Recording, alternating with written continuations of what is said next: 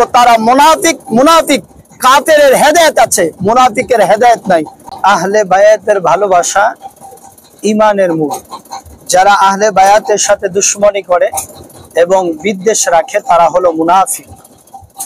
জলিল কদর সাহাবী হযরত আবু সাঈদ খুদরি রাদিয়াল্লাহু তাআলা আনহু বর্ণিত, আন আবি সাঈদ আল খুদরি রাদিয়াল্লাহু তাআলা আনহু قال قال رسول الله صلى الله عليه وسلم من أبغضنا أهل البيت فهو منافق। হযরত রাসূল সাল্লাল্লাহু আলাইহি ওয়াসাল্লাম ইরশাদ করেন, যারা আহলে বায়াতের সাথে বিদ্বেষ রাখে তারা মুনাফিক। মুনাফিক তাহলে যারা মুহররম মাস আসলে ইমাম হুসাইন আলাইহিস সালাম কারবালার যেই আশুরা, কারবালার যেই ঘটনাকে লুকাইতে চায়, যারা আহলে বায়াতের মর্যাদাকে ধাবিত করে যারা অন্যান্য আলোচনা করে মুহররমে, আমি বলবো তারা আহলে বায়াতের প্রেম থেকে তারা দূরে আছে। আহলে বায়াতের প্রেম 10 মুহররম শুধু নয়, পুরাটা মুহররম জুড়ে আহলে বায়াতের প্রেম রাখা।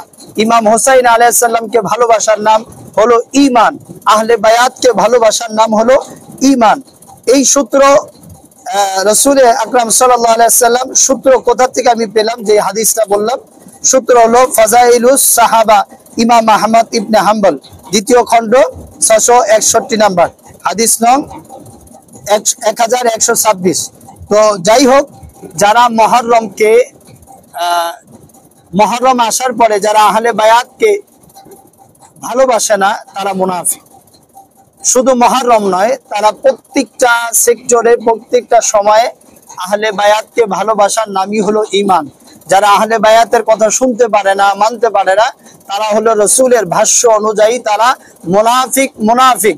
আর যারা মুহররম মাস আসলে যেমন ভাদ্র মাসে পাগল হয়ে যায়, যেমন এরকম কিছু কিছু শ্রেণী আছে, তারা এজিদকে রহমতুল্লাহ আলাইহি বানাইতে চায়, এজিদকে তারা ভালোবাসে, এজিদের সাথে তাদের মুআমালাত থাকতে চায়, এজিদকে তারা কাফের বললে তাদের গায়ে জ্বলে। আমি বলবো তারা মুনাফিক। মুনাফিক কাফেরের হেদায়েত আছে, মুনাফিকের হেদায়েত নাই।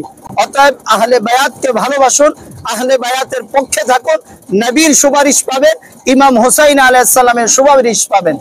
ইমাম হুসাইন আলাইহিস সালামকে যারা ভালোবাসবে অবশ্যই ইমাম হুসাইন তাদেরকে জান্নাতে নিয়েই তারা ইমাম হুসাইন জান্নাতে যাবে। সুবহানাল্লাহ। আমরা এই মুহররম মাস এসেছে, আমরা এই মুহররম মাসে আমরা বেশি বেশি করে ইমাম হুসাইনের আলাইহিস সালামের শান মান গাওয়ার চেষ্টা করব, রোজা রাখবো, নফল ইবাদত করব, বেশি বেশি করে নামাজ পড়বো ইনশাআল্লাহ। সবাই ভালো থাকবেন। আল্লাহ হাফেজ। ভিডিওটা শেয়ার করে দিবেন। আসসালামু আলাইকুম।